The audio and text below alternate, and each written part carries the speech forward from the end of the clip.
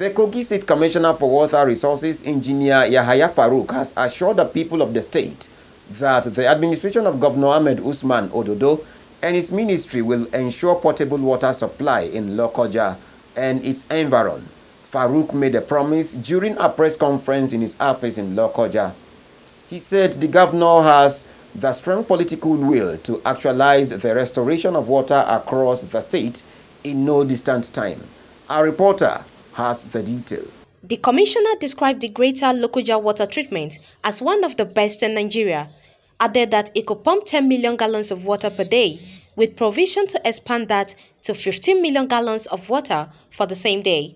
He, however, noted with regret that the October 2022 flooding in Lokoja submerged most of the vital equipment of the facility, including 6 electromechanical equipment and the high lift pumps, with a huge cost, adding that the development brought the treatment and supply of potable water to a halt. Not even the least level of the location of that facility will be flooded. So that was what informed location of the facility at the bank of that river. So, unfortunately, Kogi State happens to be the first among the 36 states to now feel the real impact of climate change. The 2022 flood broke all records from 1914 to 2010.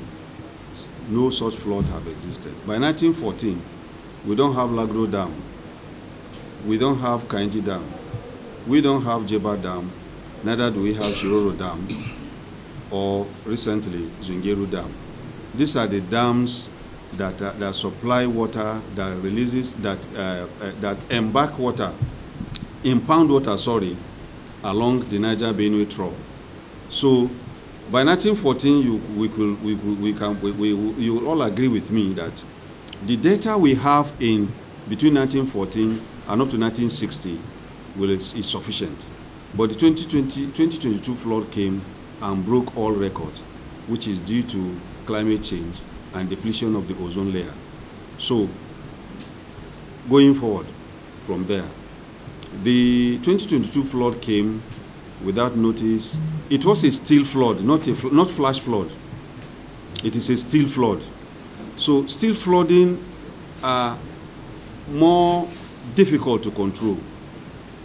Now, in the facility, you have about 2, 3, 4 critical sections, the most critical being 2.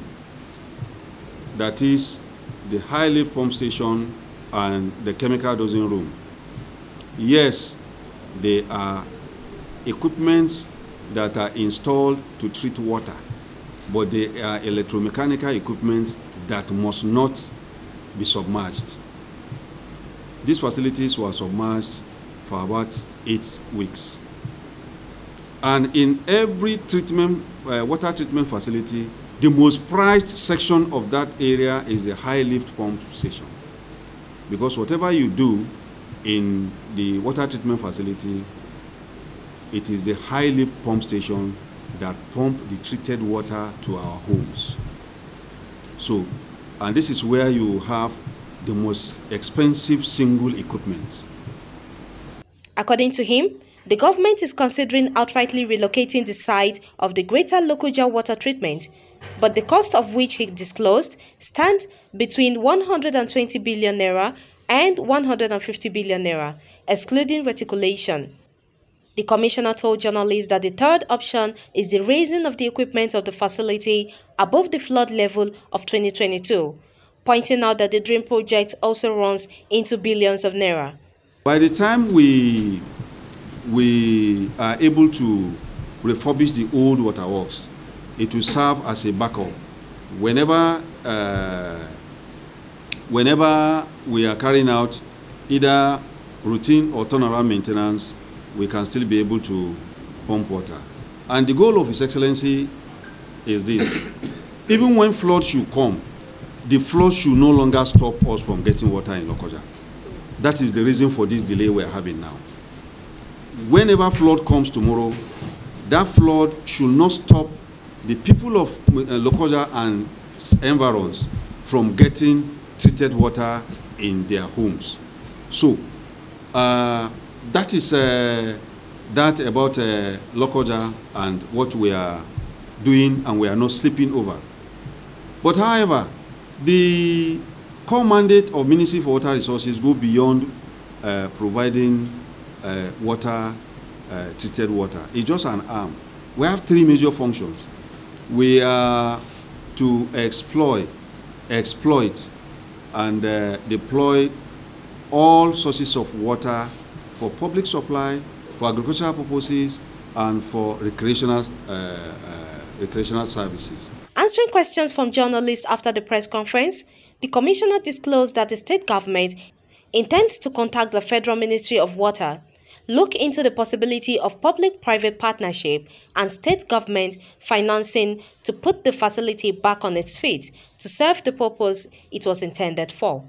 The commissioner disclosed that the state governor is having sleepless nights in ensuring that taps run, pointing out that rather than run to fix the notice challenge, it has become imperative to look at solving the problem once and for all. And unfortunately, since there was no distribution network when Greater Water was constructed, it was the old distribution networks of the town that our people did their best to synchronize. So, and most of those old pipes were old, and the two reservoirs have been disconnected. Apart from being disconnected, the existing pump there is too small. They can no longer pump to such a height. That of Cinema has 90 meters head, and the one at GRA is about 120 meters, 130 meters. That is the difference in height from Waterworks to GRA. So, but the good news is that we've been able to procure 3 highly pumps. They are in the Waterworks. We have the governor's directive to quickly go into it and see what we can do to reconnect back these two reservoirs,